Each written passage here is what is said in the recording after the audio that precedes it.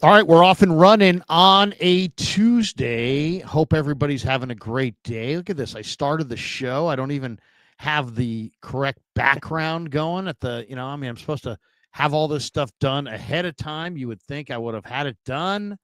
Let's get that new background. There we She go. is. Hey, we're There now she is. official. Let's go. Sammy's in the house Tuesday. Lot to talk about. Big Niner Day. I'll be down there in an hour or two. But first, we got a lot to talk about. Let's get it rolling right here, right now.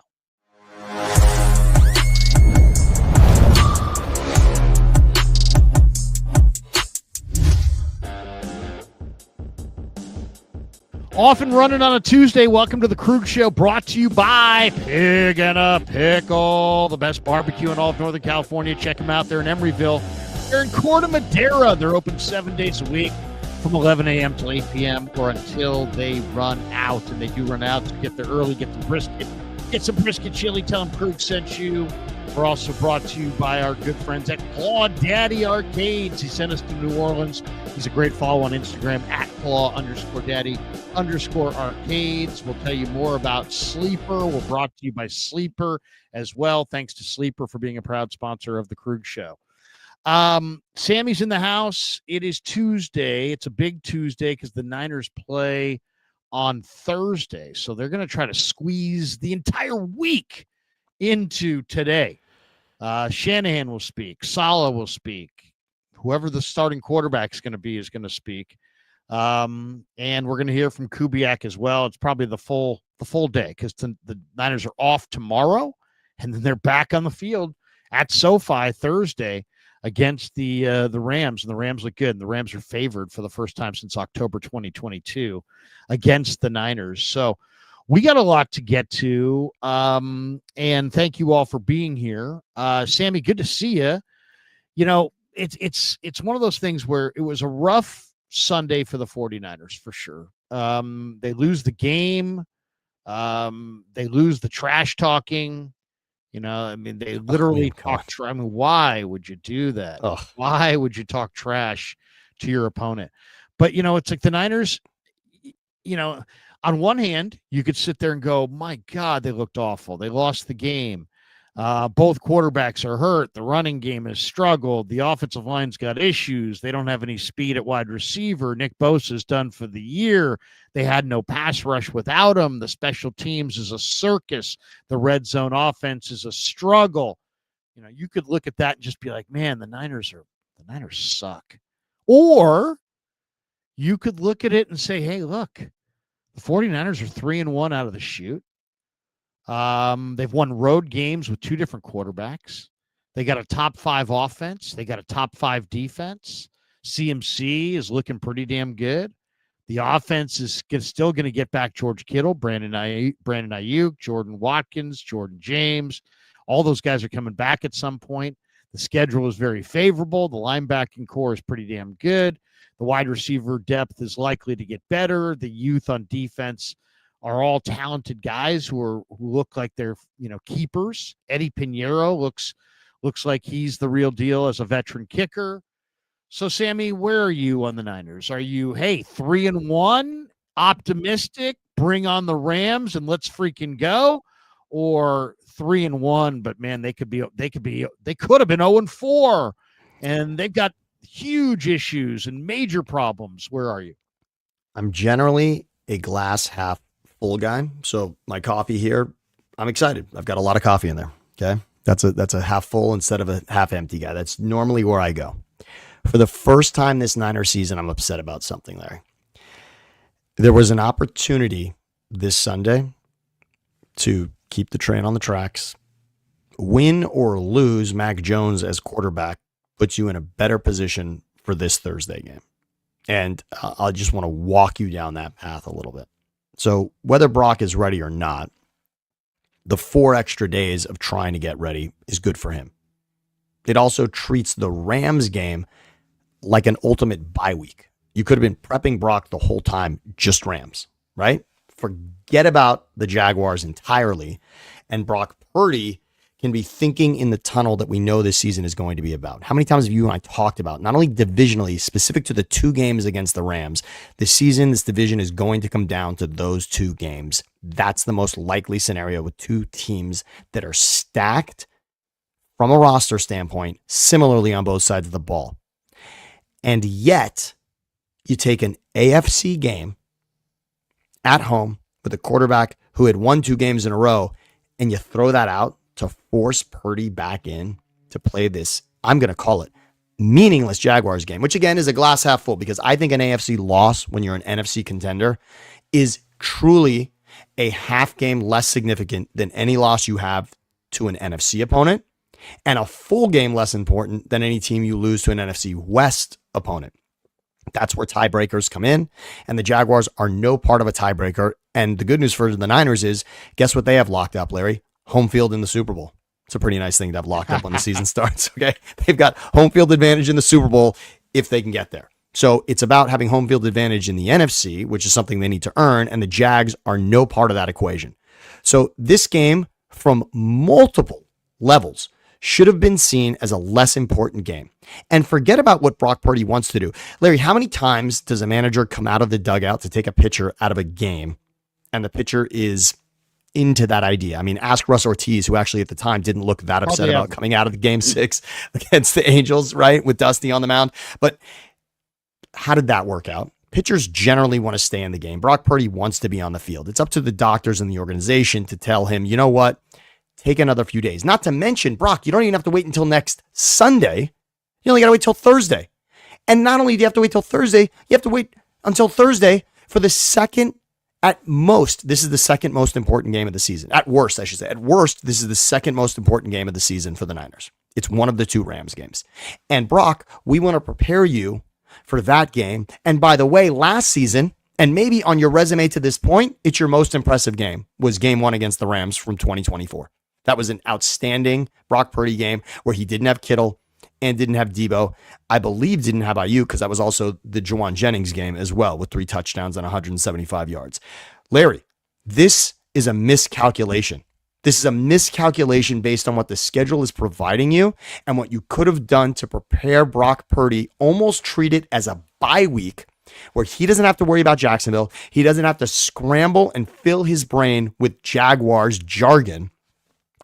Everything can be concentrating on what he has to do against the Rams to win what was going to be the most important game of the season to this point, whether or not you had lost to Jacksonville. That was irrelevant. The outcome of the Jags game, can I just say it, Larry? It's irrelevant. It's irrelevant to where they want to be this season. I mean, I hear you. It's an AFC team. You know, I mean, here's the thing. Old Niner fans, and I consider myself one of them, remember the 80s and 90s. And the Niners often, in a lot of their best years, would lay an egg at home early in the season. Even in the year where they went in 15-1 in 84, maybe the greatest 49er team of all time, they still lost a home game earlier early. I think it was pretty early in the year, or it might have been October, but they lost a home game to the Steelers. It was a bad call, but they lost a home game. And they've, the 94 Niners, the last Super Bowl championship Niners. I was there. I was literally there when the Eagles rolled in and beat them 40-8. And Steve Young got pulled. Charlie Garner ran up and down the field, and the Eagles trounced the Niners. And that was one of the greatest 49er teams of all time. I mean, the 94 Niners went on to win the Super Bowl in an absolute rout. And they got over the Dallas Cowboys, who were a dynasty at that point. But they still lost to the Philadelphia Eagles 40-8 at home. So, you can't overreact to any one loss, but I do think that they blew an opportunity to, it's like, I get it. I mean, you got to remember what Brock Purdy's job is. His job is to play quarterback, but his job is also to lead the team. And so how do you lead the team if you're begging out? So I like a quarterback that always wants to play. I like a quarterback that always wants to be in there. It's up to Shanahan and Lynch to say, no, you were high with many of your passes this week. It didn't look like the Brock that we are familiar with. So we're going to go with Mac Jones. But you know what? Mac was dinged up as well. And Purdy's their starting quarterback, and he wanted to play. And they're like, hey, our starting quarterback, our better quarterback of the two wants to play. Let's put him out there. But you know what? Sometimes you got to protect guys from themselves. Sometimes you have to. I mean, his job is to be the leader of the room and to play quarterback. Well, it's hard to be the leader of the room if you beg out. So he wants to play. So take it off his goddamn plate. Yes. And take him out and just say, be the adult in the room, Shanahan. Be the adult in the room, Lynch. And say, you know what? We were at practice. We saw the I mean, are these guys watching the practices? That's the other thing. I'm at practice. I'm watching. Are they watching? I don't know.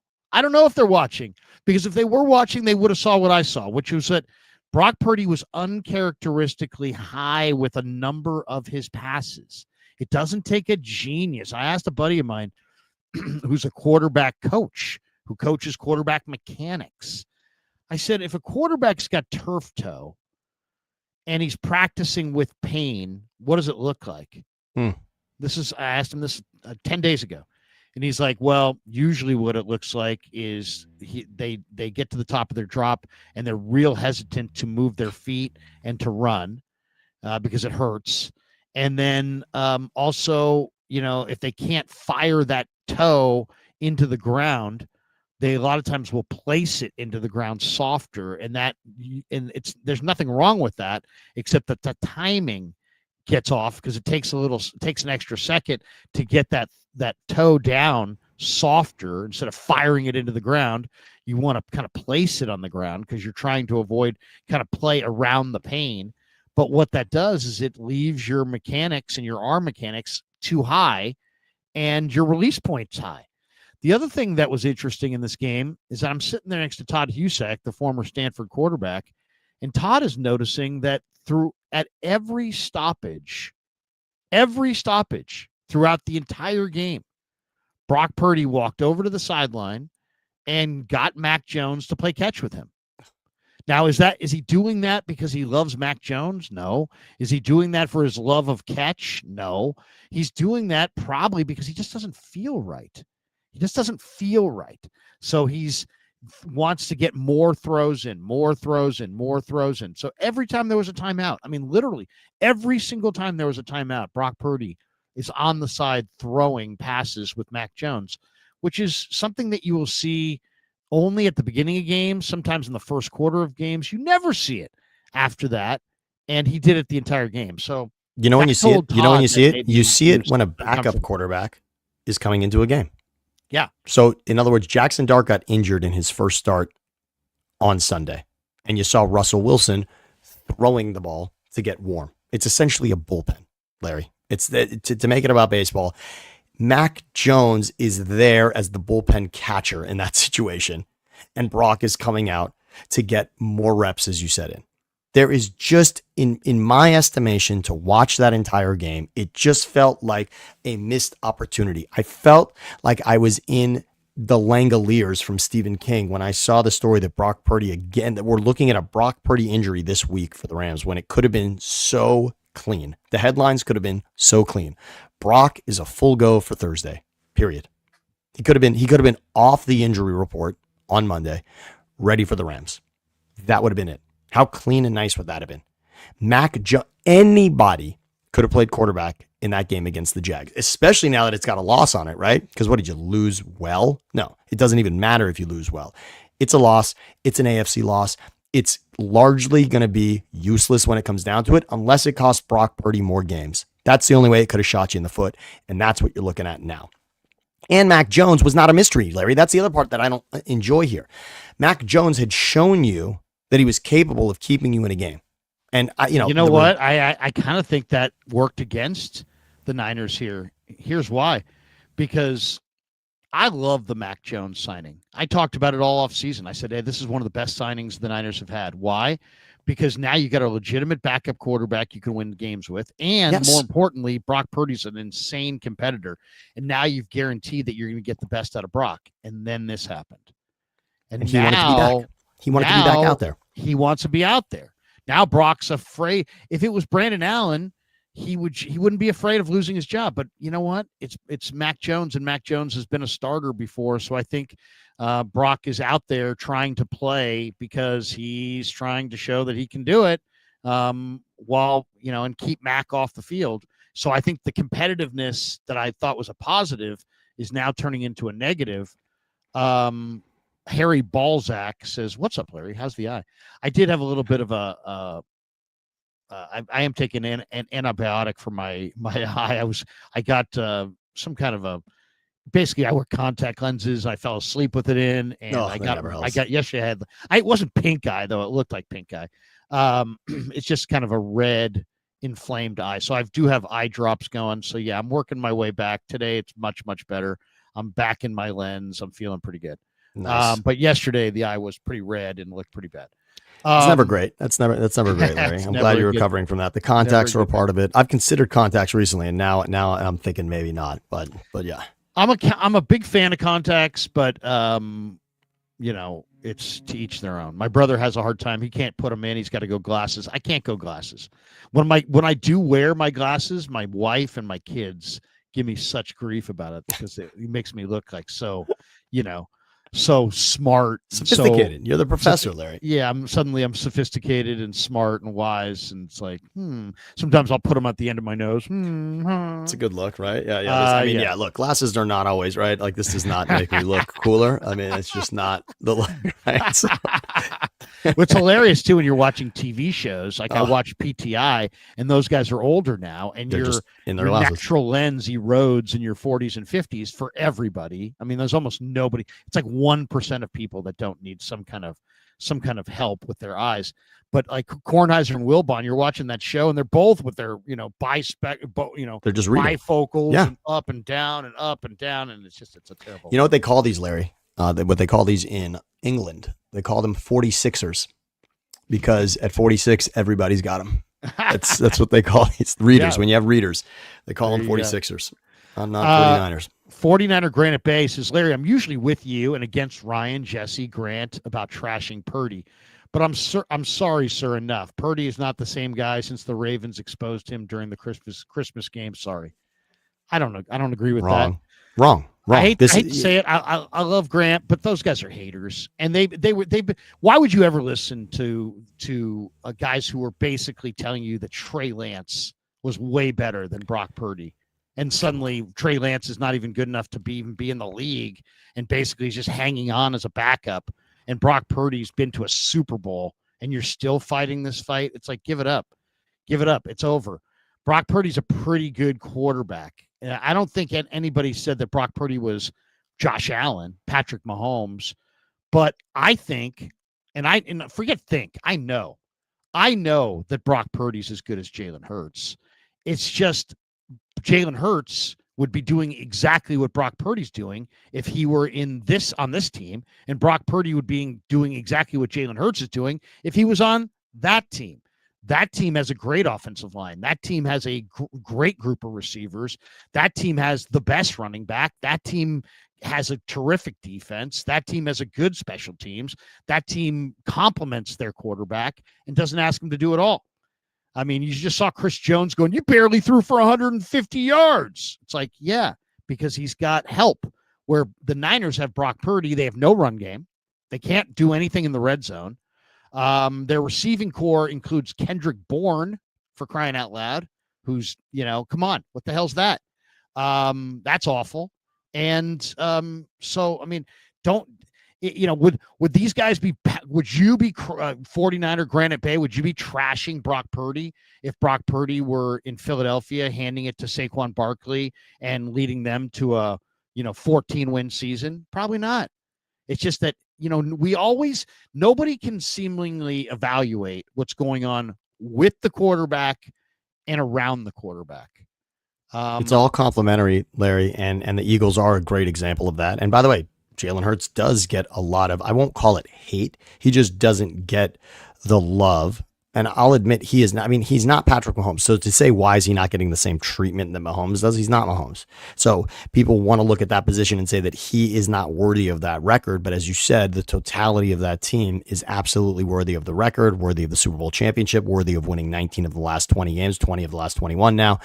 And that's it. And Brock Purdy, remember, had a run like that, Larry. Remember when Brock Purdy was unblemished? Brock Purdy, the start of his career, was perfect. And he was an MVP, not contender, favorite before, yes, that Christmas game against the Ravens. I will not say that he isn't the same guy since then. I will say that he was not the same guy on Sunday, and we all can admit that an injury played a factor because we were talking about an injury before that game, and we're now talking about the same injury after that game. That played a factor. The information that you got about how the mechanics would be thrown off ends that argument. This is not the conversation we're having. We're not having a conversation about Brock Purdy right now, other than the fact that I think he should be available without any headline heading into this Thursday game. And it should have been the only homework that he was doing over the last 2 weeks should have been Rams related only. He should have been taken out of the mix for the Jags. Don't waste my time with Jacksonville. This season is about facing the Rams on Thursday night. Now, who knows? And maybe he plays. I mean, again, he's going to want to play in this game. Maybe he plays again, and now he's dealing with this toe all season long. Who knows more about football? You know, me, other content creators, or Baldy? Okay, this is what Brian Baldinger said on Brock Purdy's high number of turnovers since the start of 2024. He said so many of those turnovers now over the last 2 years is just the talent around him isn't as good, and every quarterback is only as good as the talent around him. That's what Brian Baldinger said about Brock Purdy's turnovers. I really think Brock Purdy's the right guy. If you build him a defense, a run game, and a fortress of an offensive line, go do it. Go do it. How do you pay a quarterback $265 million and ignore your offensive line? I mean, that's the most ridiculous thing ever. That's like, well, ask the Dolphins, ask the Bengals. I bought a Ming vase that's, priceless and it's worth millions. Oh, and by the way, I don't even have a security system on my house. But I bought a priceless heirloom, but I'm not going to have security. Why would you spend $265 million on a quarterback and ignore your offensive line? Make sense. And again, look, everybody here would say that Joe Burrow is a quarterback that they've got no issues with. And Joe Burrow is on the list of 4, Larry, that we say are fairly untouchable in this league. When you're stacking quarterbacks, we say that there are 4 guys, and then after that, the list gets interesting. But we all say that Mahomes, Allen, Lamar Jackson, and Joe Burrow are the top 4 quarterbacks in this league. And yet, to what you just said, the Bengals have not figured out protecting Joe Burrow. And look at that. He is now out of this league again, waiting to come back to play while the Bengals are putting up 3 points on Monday Night Football. That's the disaster that happens when you don't protect your quarterback. And Joe Burrow even has more weapons around him, but when it comes to the line, he's in a very similar predicament to Brock Purdy. And that's why Brock now is dealing with this injury. So I'm almost out of gas on the Niners because I usually am not upset, Larry. I'm upset because watching that game Sunday, I just didn't think he should be out there. I just thought there was no rush and no urgency. And there's so much urgency Thursday. There was no urgency Sunday. There didn't need to be urgency around that game. And there is urgency now Thursday. And you don't even know if you have your starting quarterback. To me, get your starting quarterback healthy and improve your offensive line. This is the 49ers offensive line. Coming into Sunday, they were 29th in the NFL in run block win rate. They were 31st in the NFL in stuffed run percentage. Jesus. Okay, they can't run. They can't run. They don't have a rushing touchdown, and they have Christian McCaffrey as their running back. So is Christian McCaffrey done? No. Their offensive line is not getting it done. The pressure rate allowed is third best in football, but that's a lot because Brock Purdy gets away from the rush. The pass block win rate for the Niners coming into Sunday was 22nd in the NFL. That's awful. That's awful. So they're 22nd in pass block win rate. They're 29th in run block win rate. They're 31st in stuffed run percentage. And then and by the way, that number you just mentioned, I'll also say, I mean, the Eagles are in a similar predicament, by the way. The Eagles have not been able to run the ball the way that they did last season. The Eagles are having a big issue on first down in getting Saquon space, and it's made a massive difference. Saquon has not cracked 100 yards. He's not been the same guy. Saquon and CMC are in a similar boat, and frankly, CMC is better out of the backfield catching the football, and that's why Christian McCaffrey is actually still setting records for catches and rushes in a game. and yet the Eagles are 4-0, and the Niners aren't just 3-1; they're 3-1, and it's starting to look like more losses are to follow. Trent Williams is not Trent Williams. He's given up 12 pressures, 2 quarterback hits, 96.3 pass blocking efficiency, but 72.4 pass blocking grade, 78.5 run blocking grade, 79.3 overall blocking grade. He's this is it. This is it for Trent. I mean, this has got to be it. This is probably the final year. So you got a great player at left tackle who's going to play a good game, a bad game, a good game, a bad game. Then at left guard, you have a rookie who's playing with a groin injury. At center, you have Jake Brendel, who the Niners claim is great, but the stats all say he's not. At right guard, you've got Pooney, who's regressed significantly. I don't know if it's because of injury, but he's not the same player that he was last year. At right tackle, Colton McKivitz is playing really, really well.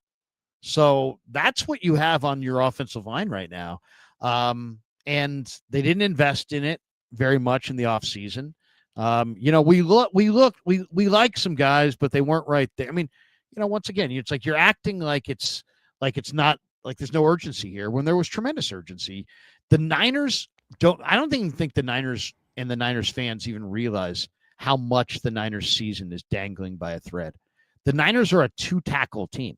They have Colton McKivitz at right tackle. They have Trent Williams at left tackle. If they have to go to a third tackle, Burford's already hurt.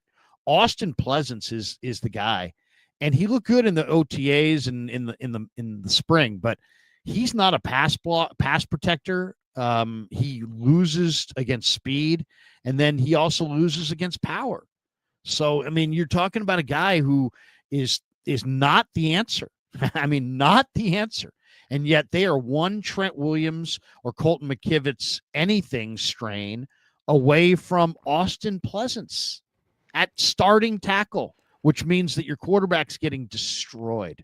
So I don't know. Well, we're gonna have to see where this goes. But the Chargers are in a similar spot. So the Chargers, if you'll notice, obviously no one thought Slater. Yeah, exactly. No one thought the Chargers should have lost that game in New York. Jackson Dart making his first start, and yet if you look at what happened in that game, they're already playing without Slater, and then they lose Alt in the game. You cannot survive losing your tackles. You simply cannot. And the Chargers are now in a similar predicament. Yes, it's one loss, but you look at the rest of the season, and if you're not getting what you're used to getting out of those tackle spots, and if you're losing guys, and these guys are starters in this league for a reason at that position. They're built differently than other people. This isn't about getting with the playbook. This isn't about learning something. You're simply built differently at that position than other humans on this planet. And if you're lucky enough, your team has 2 guys that are exceptional at that. The depth at that position is just so hard to replicate, Larry, because those people aren't born every day. By the way, there was a play in this game that I thought was spectacular. I do want to share the screen on this one. The hook and lateral. Oh, this was a phenomenal play. I mean, look at that. That's out of the Ben Johnson playbook, by the way. It's great. That's a great play. It is. I mean, why do teams not do this more? I don't get it. I mean, this is a phenomenal play. Lions beat the Cardinals. Do you remember that game last season, Larry? Lions beat the Cardinals on this play. In a tight one possession game, the Lions blew the game open against the Cardinals last year. I believe it was in Arizona, and they used that play to perfection. The hook and lateral. It is a nice play. But that was the one bright spot of the game, the hook and lateral. All right, let's talk a little bit about the NFL. We're at the quarter pole. There's 32 teams in the league, and it's interesting. Some people would say it's a good sign. Other people would say it's a bad sign. But we're exactly a month in, and I think half the teams are done. And I have 8 contenders in the AFC. I have 8 contenders in the NFC. Here are my contenders.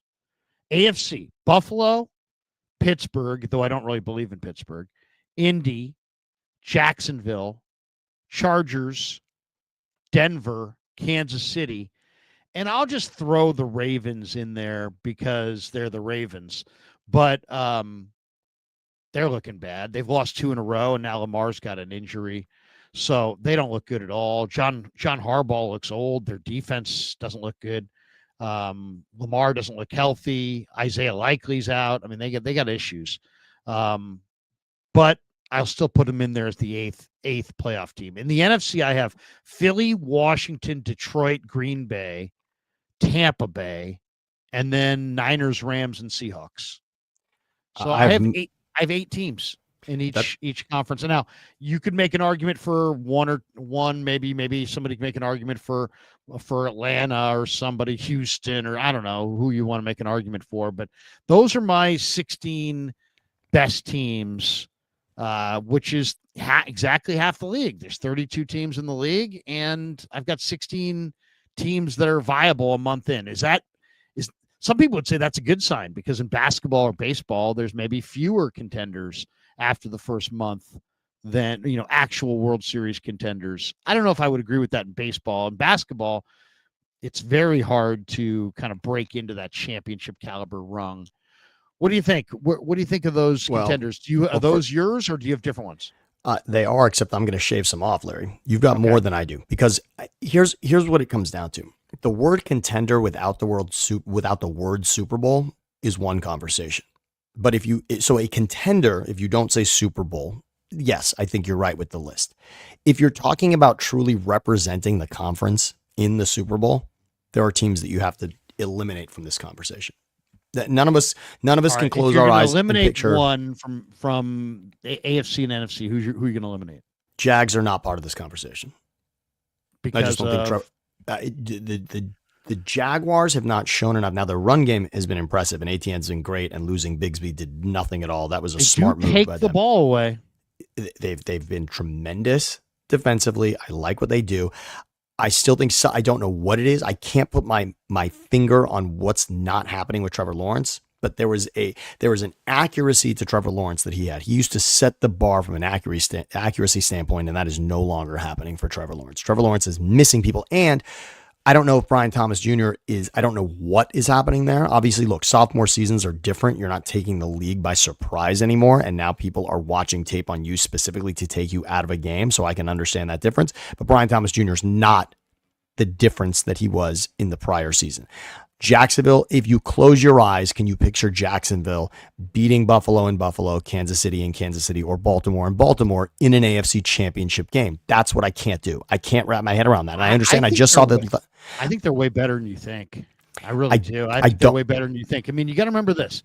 Jacksonville right now is, the one thing that Shanahan talked about with Cohn is that he's really good at getting the run game going. He ran the ball well with Bucky Irving in Tampa, and now he's running the ball well with backs that didn't run it well before he got there. And you've got Brian Thomas, who's a big-time player, who's not playing well right now. Yeah. But then you also have a defense that's taking the ball away. And if you look at every year, it seems like, every year we get to the playoffs, and there's always a surprise team, right?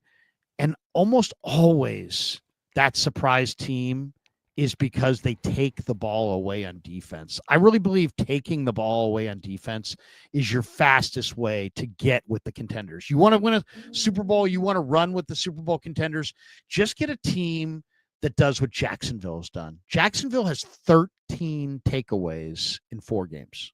Yeah, and getting after the quarterback is important. Getting to the quarterback and taking the ball away are the two biggest differences.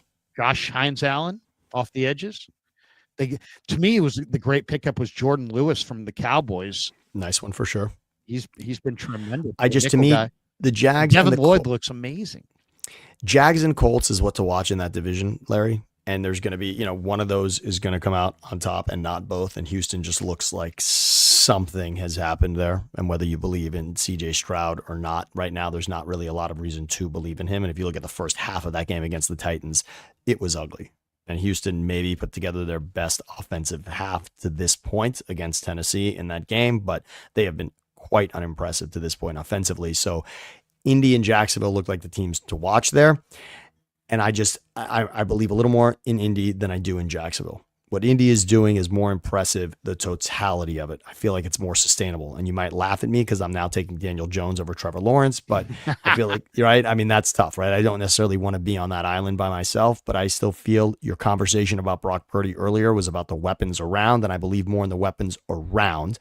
I believe in Jonathan Taylor. I believe in Warren, and I believe in the coaching staff there. I think Steichen's been close, and I think the idea that Anthony Richardson now is in their rearview mirror, that's going to help them. And I see Indy as that. Do I really think Indy could beat Buffalo in Buffalo, Kansas City in Kansas City, or Baltimore in Baltimore with a trip to the Super Bowl on the line?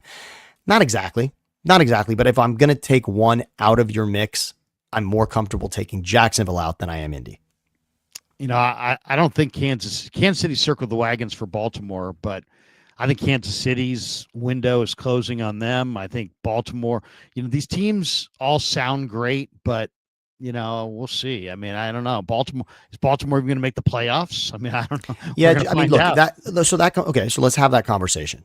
You have Pittsburgh and Baltimore in there. I didn't want to take Pittsburgh out there. I probably am putting Pittsburgh in this out of pedigree and out of Tomlin. I don't think I think Pittsburgh could have a very similar season to 2024.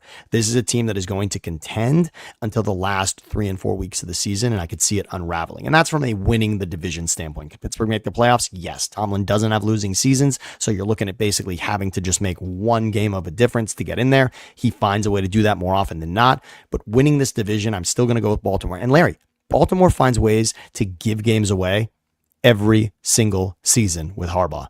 I don't know why. I don't know how that happens. They find ways to give away games that they should win, and then they play above their head in particular games. Now, of course, losing that Buffalo game 41-40 is going to hurt them in the end, and that's likely the difference between home field advantage. And we know they didn't look at all like themselves against Kansas City. Now, Lamar got injured in that game. You could say it was over before that. Lamar has a way of making those games interesting late. I say if Lamar is healthy through all of that game, it's not the blowout that it was. Nobody's excited and interested in seeing Cooper Rush at that standpoint. So that's a completely different game. I don't want to throw it out. You've lost to Buffalo and Kansas City if you're Baltimore. That's terrible. I mean, you're trying to make a difference against exactly those teams when the AFC is stacked up. So that's going to work against them. But now look at their division, Larry. Who do you believe in that division? Can we take Cincinnati out of the mix? I don't believe in anybody in their division. Okay.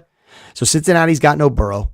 Cleveland was looking incredible defensively, and now Detroit just really hung one on them. So we don't know, and they might be looking at Dylan Gabriel. So Cleveland still trying to get all of that together.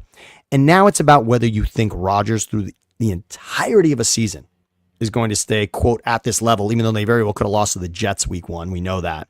So no one's really thinking Pittsburgh's. I still think Baltimore is the team you would take in that division. And if Baltimore wins that division, they've got a home playoff game. But to me, Baltimore's defense doesn't look nearly as good as it, you got to remember they lost McDonald. Last year was the first year without him. This is the second year without him. And, he's a really good defensive coach. Look at Seattle. Seattle's defense is really, really good, and they're getting better. Baltimore's defense had him, and their defense looks like it's getting worse. So I don't know. I think the most overrated aspect of NFL handicapping are people that just point to the quarterbacks. So okay. Mahomes, really? How did that Super Bowl bet go for you last year? Yeah. Is Mahomes better than Jalen Hurts? Sure, but you can't do it anymore. And what would Jalen Hurts look like if he was running behind this Niner offensive line with Tongus and Kendrick Bourne and no running game? And a defense that didn't have any pass rush and a horrible special teams. It's just like it's. What he looked like? He wouldn't look like Jalen Hurts. What he looked like, Larry? Jalen Hurts' rookie season is exactly what this would look like. His rookie season, they find a way to stumble into the playoffs and lose to the Bucs in a wild card matchup in Tampa with Tom Brady at the quarterback back then. That's what he was, and he was running for his life. He looked a lot more like Justin Fields than he did the Jalen Hurts that we see now. He was turnover prone. He could make spectacular plays, and he didn't have the kind of weapons that he has now. So it is much different. You're absolutely right. I just want to say that if I had $100 on AFC teams named Buffalo, Kansas City, Baltimore, Indianapolis, I might take that against and Chargers. Okay. If I had those 5 against the field in the AFC, I'd feel most confident about that. So let me say it again. Chargers, Chiefs, Bills, Ravens, Colts. versus the field in the AFC, I'm happy with my ticket. Let me go with it again. Chargers. Yes. KC. Yep. Baltimore. Buffalo. And Indy. And Indy. If I had that ticket versus anyone else you want to throw my way to, again, I'm talking about getting to the Super Bowl. What do you think of Denver? Denver's got a lot to show us. Denver's got a lot to show us. And they came on strong second half. Very impressive Denver team last night. Denver can do things that lots of teams can't do. Denver's got 2 different running backs they can win with. They just smoked Cincinnati 28-3. They haven't gotten anything from Greenlaw. I'm not a Bo Nix guy, but they've got a killer run game. They ran for 5 yards a carry. They have J.K. Dobbins, who ran for over 6.5 yards a carry. They have R.J. Harvey. So you got a 2-headed back. They got a pretty decent offensive line, and they got a nice group of receivers now. Here's the beauty of what you're saying, though. Marvin Mims, Troy Franklin, Adam Troutman, Evan Ingram. I mean, those are good receivers. And then they're good. But look, Ingram hasn't been the guy. Got a hell of a team. Nick Bonito. Well, they're the best secondary in the league, right? They have the best. They have the best coverage of anybody. There's nobody's open. I mean, honestly, they went up against Cincinnati last night with Higgins and Chase and shut those guys down. Incredibly impressive. Higgins had 3 catches for 32 yards. Jamar Chase had 5 catches for 23 yards on 8 targets. Larry, here's the good news. He went crazy on the sideline in the second half, pissed off. Yeah, they're pissed because they want, guess what? Because now they don't want Browning. And guess what? Burrow's not coming in here anytime soon. So you don't want Browning. Good luck with whatever comes next. I still think they should make a trade for one of 2 people. I still think the Bengals need to bring Kirk Cousins into this. Okay. But I mean, either way, we're talking about Denver. Denver is got a complete football team. Okay, but Larry, here's the good news. And a good home field. Guess what we're going to see this week? Denver plays at Philly. So I love it. I love it. Bring it on.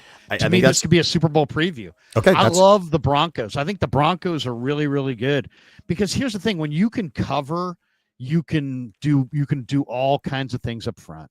When you can cover the way they can cover, you can play all kinds of games, and we'll see how they are health wise. But Denver's a good Larry. You're making the best. Riley Moss and Barron, and that's Jaquan McMillan. They got guys who can cover. They can basically cover you. And nobody's really open. I mean, Cincinnati, I know those guys were bitching and complaining about the quarterback, but guess what? They weren't open. No, they were not separating. They were not separating in that game. And that game that game got away from them early, but I'm still going to take those 5, Larry. I'm going to take Buffalo, Chargers, Ravens, Chiefs, Colts. And again, you've got a Colts-Broncos matchup that we've already seen that came down to the wire. Maybe you didn't love the ruling, but the Colts did win that game. And I understand the Broncos made a play on special teams that the penalty took away, and that was the difference in the game. But again, that's a toe-to-toe game with the Colts and Broncos, and that's really the best game that you could judge the Broncos on to this point because they did lose to the Chargers, although again, played toe-to-toe with the Chargers, but lost that game. So now we're going to see Denver against Philly. I think the short week's going to hurt them a little bit, Larry. I wish this wasn't a short. If this wasn't a short week for them, it might be a little more. And I still think Denver could absolutely win that game, but this will be the test. This will be the test. We got a week of AJ Brown now complaining about not getting the ball. So this is going to be a game. This will be a good game. And again, secondary is going to be. You either have to play the favorite or beat the favorite. And I think in the NFC, based on what I've seen, I would take Philly. I would say they're the favorite, and I would play the favorite. But in the AFC. The favorites, Buffalo, Chargers, Baltimore, Kansas City. I'm not putting Indianapolis in there. But Buffalo, Chargers, Baltimore, Kansas City. I think those are all kind of... Talk me out of the Chargers. They're favorites. Larry, talk me out of the Chargers. Talk me out of the Chargers right now. The Chargers don't have an offensive line if they lose, as you said, both tackles. Yeah, that's the big break there.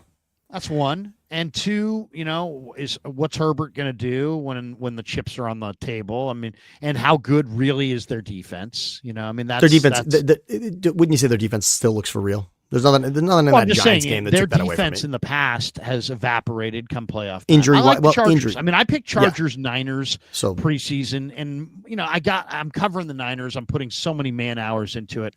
I am, and not that I don't believe in the Niners, but it was more of a flyer on the Niners because it's such a young team. And I see some symmetry in the fact that Niners Chargers. Last time the Niners won a Super Bowl, it was against the Chargers.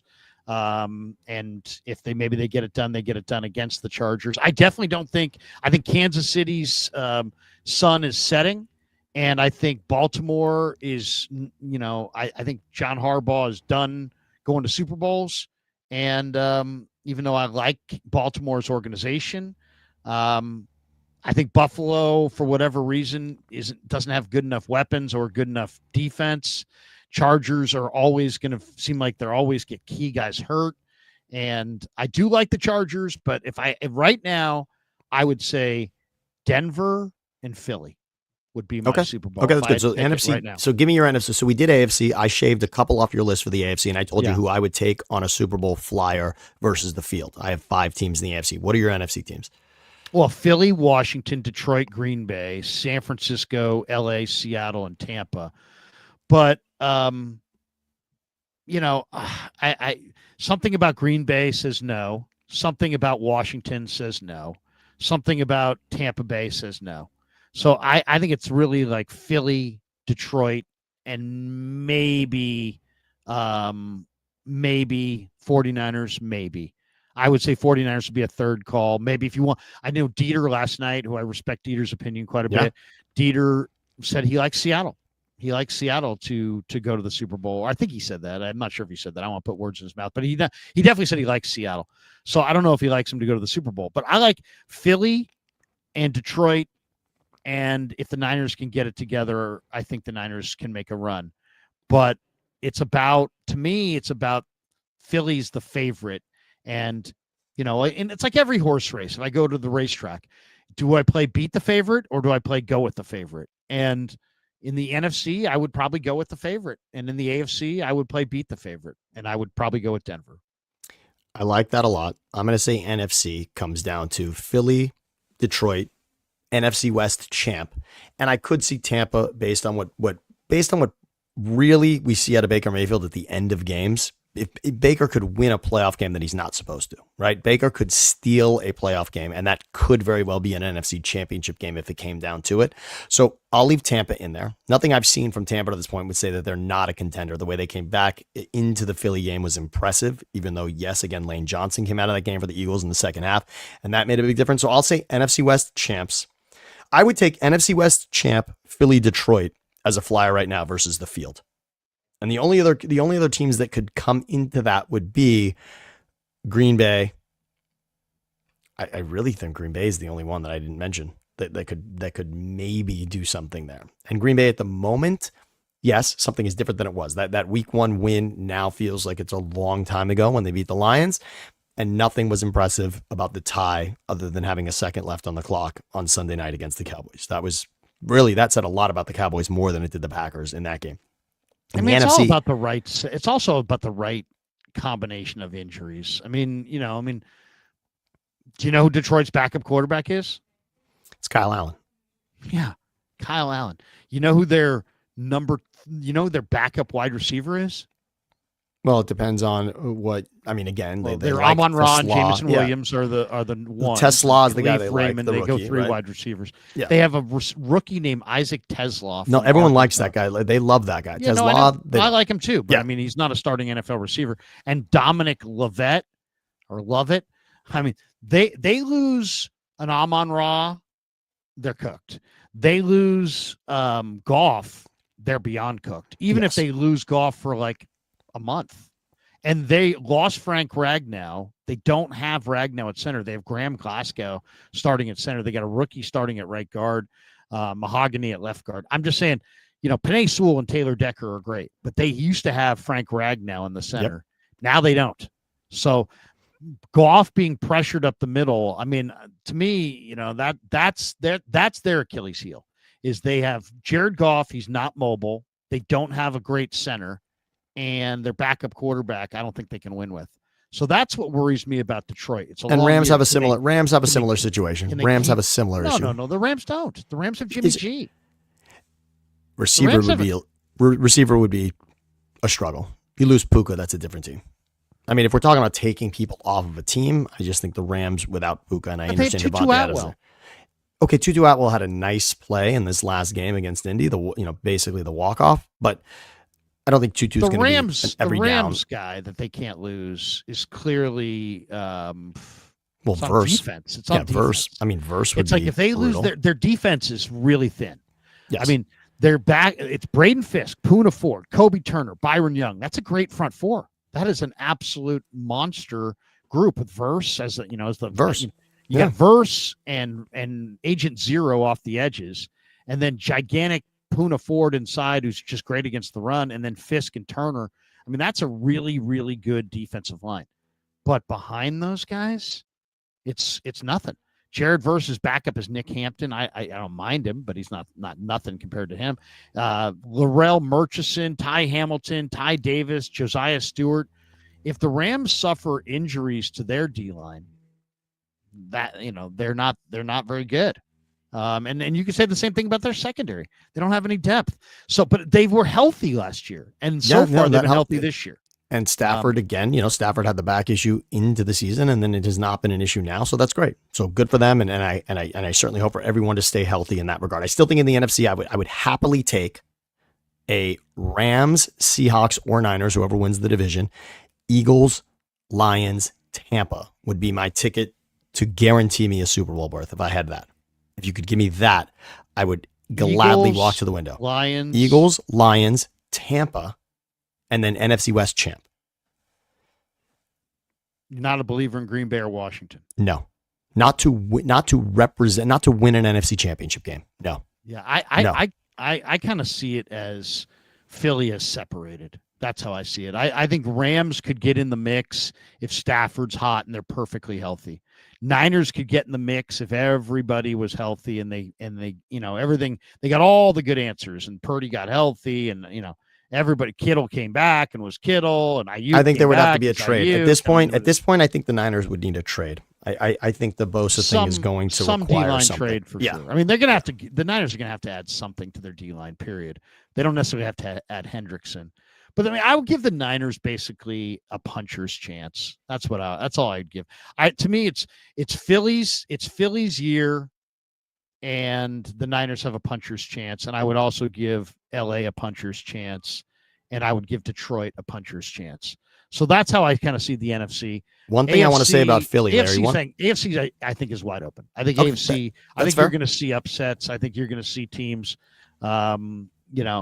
I know everybody's big on Buffalo, and Buffalo looks good, but it seems like when push comes to shove, Buffalo's weapons and defense aren't good enough. Chargers always seem to hurt. Baltimore, I think, is Lamar doesn't win in the playoffs, and their defense doesn't look great. We'll see if they can circle the wagons. Indy, I think, they're off to a hot start, but we'll see where it goes. If Buffalo is the one, Larry, this is the year. Can we say that? If Buffalo's the one, you don't believe in Kansas City the way you did.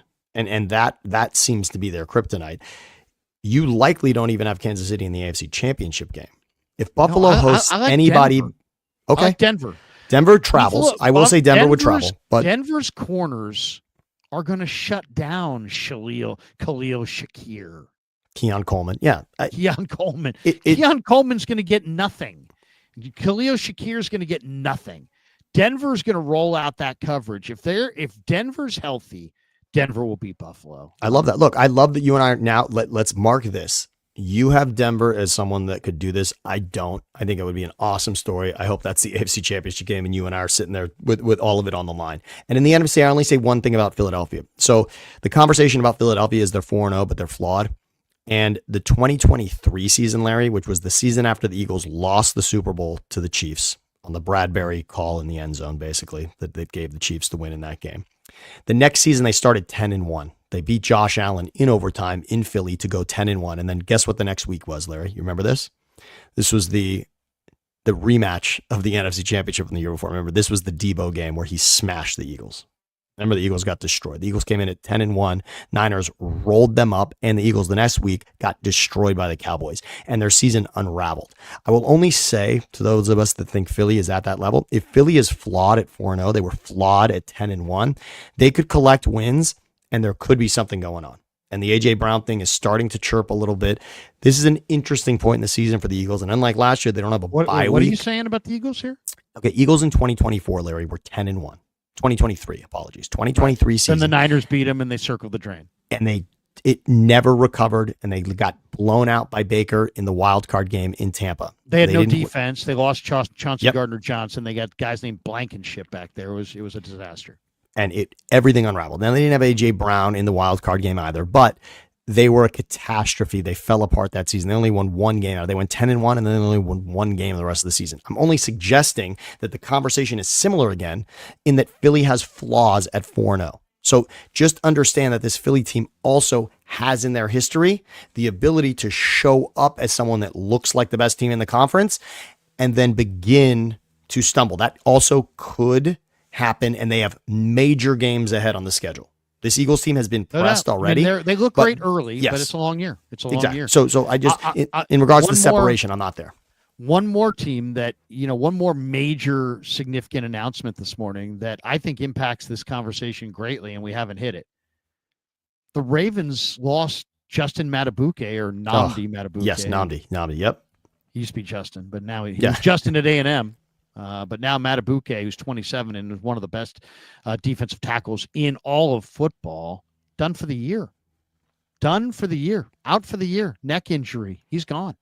So that's a huge blow. The Ravens defense with Matabuke has allowed an NFL worst 33.3 points per game. 33 points a game.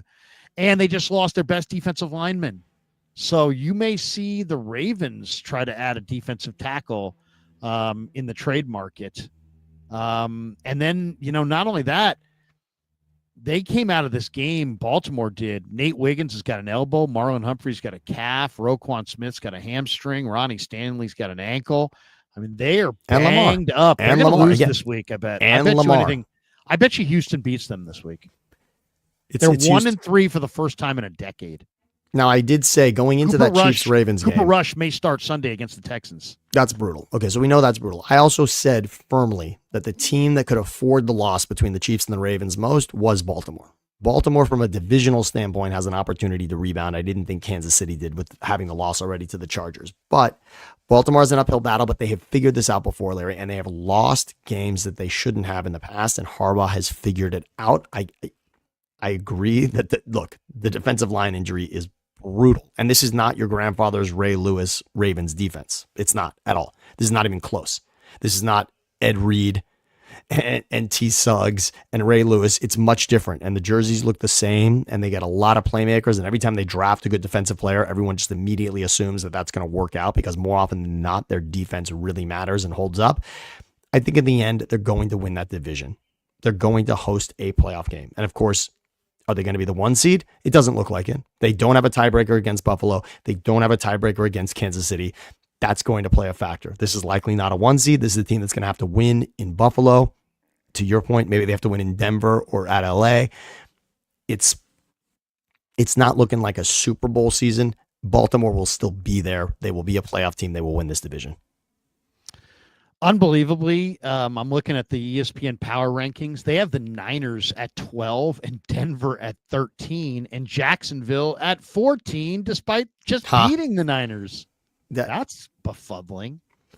One question before we go. That's Larry, interesting. So you've watched a lot of the Niners, and I've watched the Niners, but also the Eagles a lot. One of those two teams is going to have to figure out the run game, or they will not be in the Super Bowl. When you talk befuddling, the Eagles haven't been able to run the ball, and the Niners haven't been able to run the ball. And even though the Chargers have been pass first this season, when nothing was working right for them on Sunday against the Giants, Hampton broke out and had his best run in his rookie season for the Chargers. So they figured out a little something there in the run game. The Niners and the Eagles have not figured out the run game this season. And you can say the names and you can look at it, and we all thought that the Niners had the best tandem coming into the season next to Detroit. Obviously, Well, Gibbs and Montgomery are, but with Robinson and McCaffrey, you just assumed that the Niners were going to have a dominant run game, and it has been anything but. And teams are that putting 8 guys in the box against the Niners and just saying, hey, we dare you to throw it. And so the 49ers have to throw it. So they're going to have to throw their way out of it. And the Eagles, I kind of think are in a similar situation. I mean, you're talking about their inability to run, but the Eagles through 4 games have had wild swings. I mean, they were -1 passing yards in the first half against the Rams in week 3, and then erupted in the second half and had this great comeback win. Hurts in the first half went 15 of 18 with 2 touchdowns in the first half against the Buccaneers, and then went 0 for 8 in the second half, and Buccaneers almost came back and won the game. So I think easy. They almost came back to potentially tie the game. I think their run game issues are that Hurts is, I think is tied to their passing game. I think the Niners' run game issue is tied more to their line.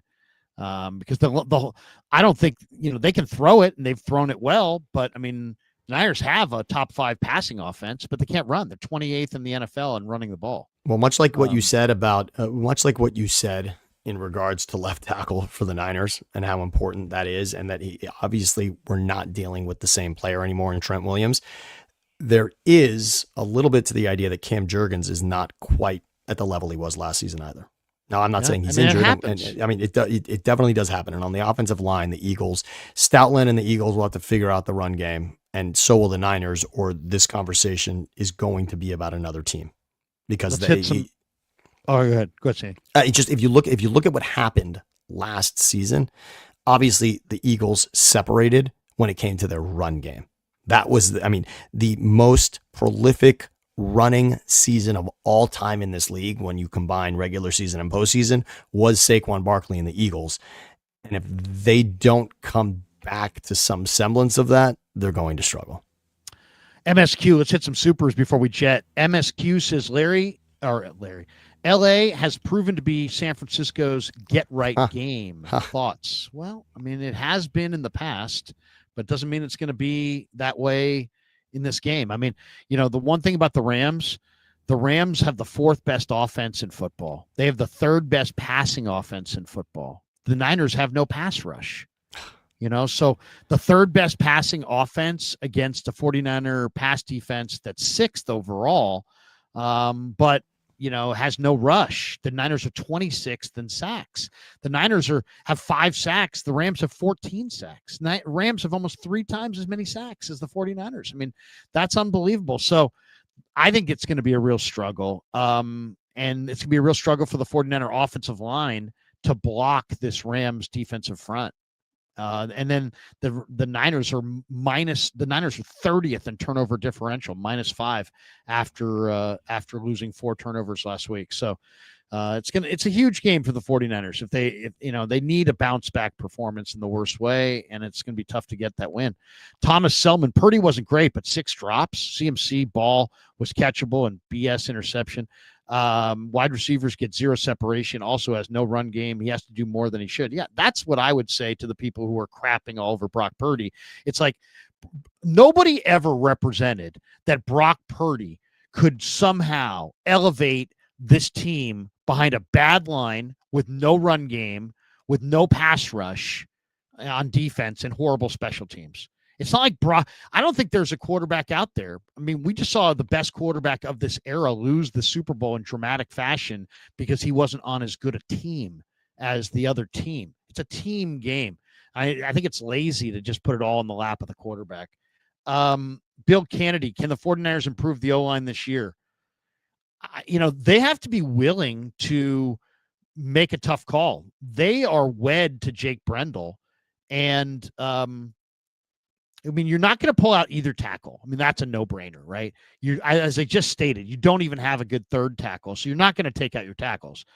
Your guards, I think, are the future of your line, so it's really more about Brendel. And Forster loves Brendel, and so I don't think Brendel's going anywhere. But yes, I'd like to see Nick Zakelj, Drake Nugent, Matt Hennessy. I'd like to see any number of guys. You can't sit there all year and get, not just this year, it was last year too, where you can't run the ball and you have Christian McCaffrey and just pretend that you don't know what it is. It's like, dude, you're not opening run lanes. He's running into walls. Paul Glass is Larry Sammy, Dante Moore at Oregon special. #Ducks. One thing about that game, the Oregon game, the post game from Dan Lanning, for those who haven't really appreciated it, Larry, we've all had a friend that looks like Dan Lanning at the end of the night or early in the morning. The post game of Dan Lanning in that game was so spectacular. I mean, if you're a fan of Oregon or not, Larry, you need to see the excitement that he has for winning that game, for finding a way to win that game against Penn State. I can only say he looks cranked out of his mind, Larry, but there's also something to the emotion of college football and when, and how much those games matter. And obviously the extended playoff makes it a little less significant, each and every game, but he knows that was a program defining win in the Big Ten. And he looks as juiced as anyone in that, the arena. They're good. And James Franklin doesn't win big games. He hasn't found a way. And that was a game that he largely should have won, and it looked early like he may. But yeah, that was rough. But the landing thing is great. You got to see that. Paul Glass says found Kittle's replacement, Kenyon Sadiq for the Ducks. Interesting. All right, that's going to do it for us. Thanks to before we get out of here, we have one lap. We always finish with our big finish. Sammy, give me your prediction in 49ers Rams Thursday night. National TV audience, and of course, this will make this our Habas Law prediction of the night or prediction of the day. Brought to you by Habas Law. I'm a big fan of Habas Law.